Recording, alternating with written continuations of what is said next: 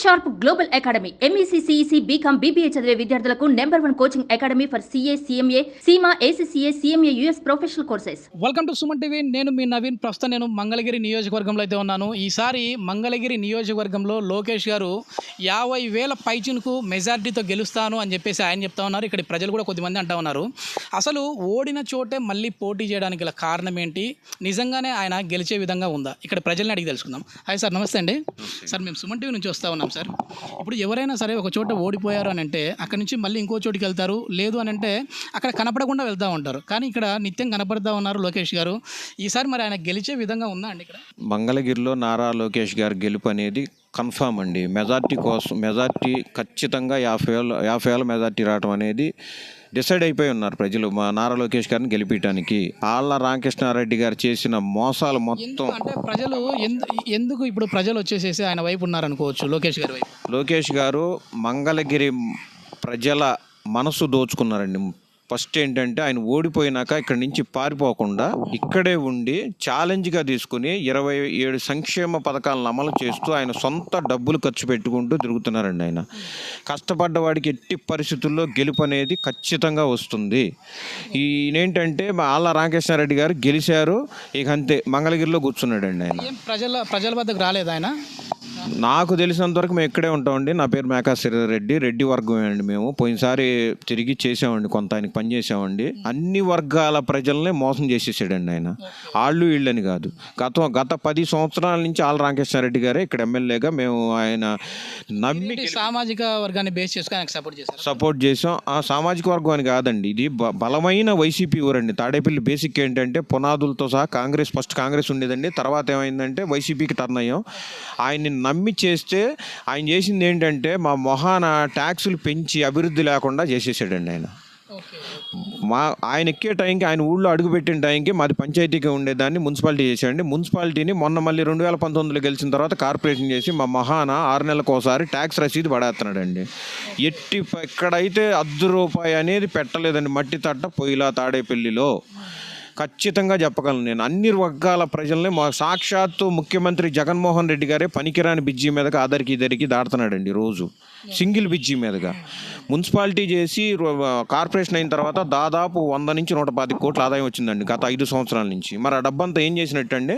శ్మశానం లేదు, బిజ్జీ లేదు, పక్కన కృష్ణానది పెట్టుకుని తాగునీరు కూడా మేము ఇప్పటికి కూడా తుప్పు పట్టిన 40 ఏళ్ళ నాటి బోరు వాటరే తాగుతున్నాం. కానీ కృష్ణానది పక్కన పెట్టుకుని కృష్ణానది నీళ్లు తాగే భాగ్యం కూడా మాకు లేదు.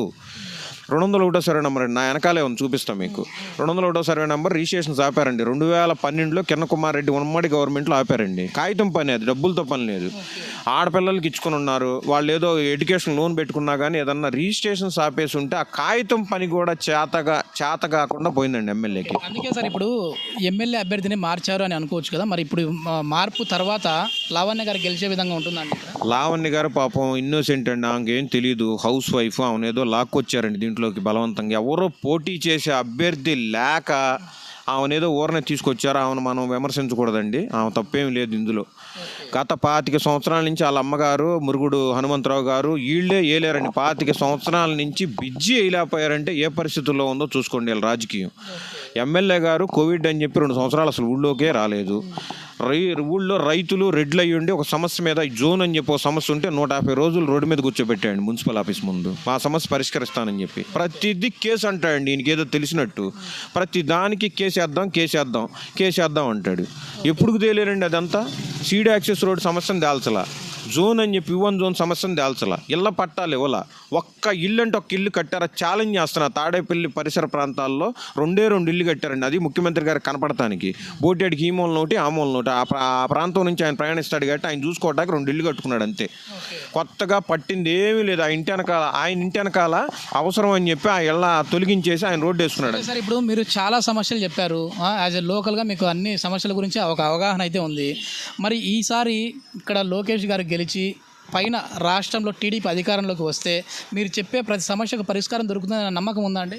స్టేట్ లెవెల్లో నేను అంత మాట్లాడే అంత స్థాయి నాకు లేదండి. ఇక్కడైతే మా నియోజకవర్గంలో నారా లోకేష్ గారి మీద పూర్తి పూర్తిగా ప్రజలు అభిమానం చూపిస్తున్నారండి. ఆయన గెలుపు అనేది ఖాయం అయిపోయింది. ఖచ్చితంగా 50,000 మెజార్టీతో గెలవబోతున్నారు. ఆయన గెలిచిన తర్వాత ఈ సమస్యలకు పరిష్కారం దొరుకుతుంది. ఖచ్చితంగానండి. 1985 తర్వాత ఇక్కడ టీడీపీ అనేది రాలేదండి. గత 30-40 సంవత్సరాల నుంచి వేరే పార్టీలే పాలిస్తున్నాయి.